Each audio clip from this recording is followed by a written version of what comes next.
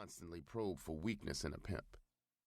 I fitted a scary mask on my face and said in a low, deadly voice, "Bitch, are you insane? No bitch in this family calls any shots or muscles me to do anything. Now take your stinking yellow ass upstairs to a bath and some shut-eye and get in the street at noon like I told you." The bitch just stood there, her eyes slitted in anger. I could sense she was game to play the string out right there in the street before my horse.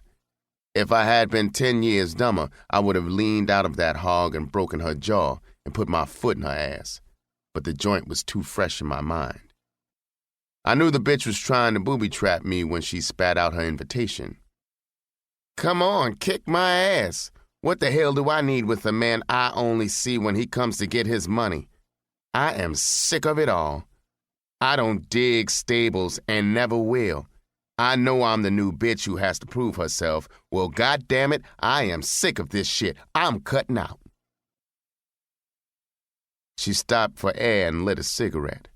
I was going to blast her ass off when she finished, so I just sat there staring at her.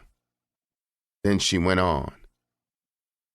"I have turned more tricks in the 3 months I have been with you than in the whole 2 years with Paul. My pussy stays sore and swollen. Do I get my ass kicked before I split? If so, kick it now because I'm going back to Providence on the next thing smoking." She was young, fast, with trick appeal galore. She was a pimp's dream and she knew it. She had tested me with her beef, and now she was lying back for a sucker response. I disappointed her with my cold overlay.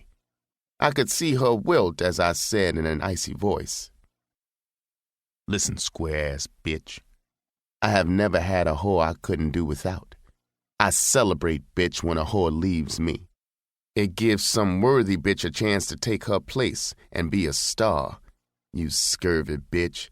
If I shit in your face, you gotta love it and open your mouth wide." The rollers cruised by in a squad car, so I flashed a sucker smile on my face and cooled it until they passed.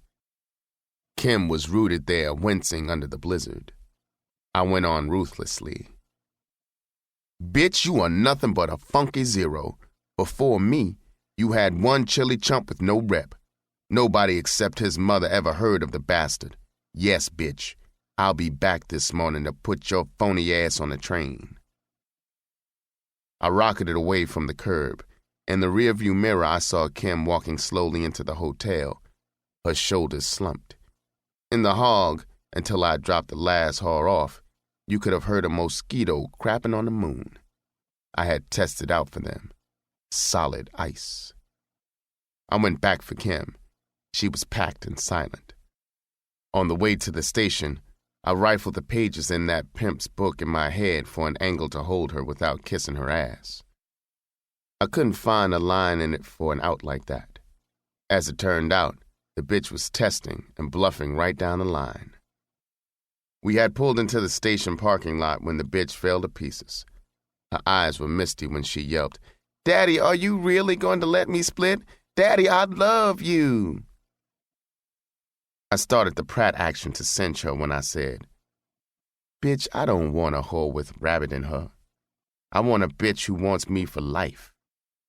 You have got to go after that bullshit earlier this morning.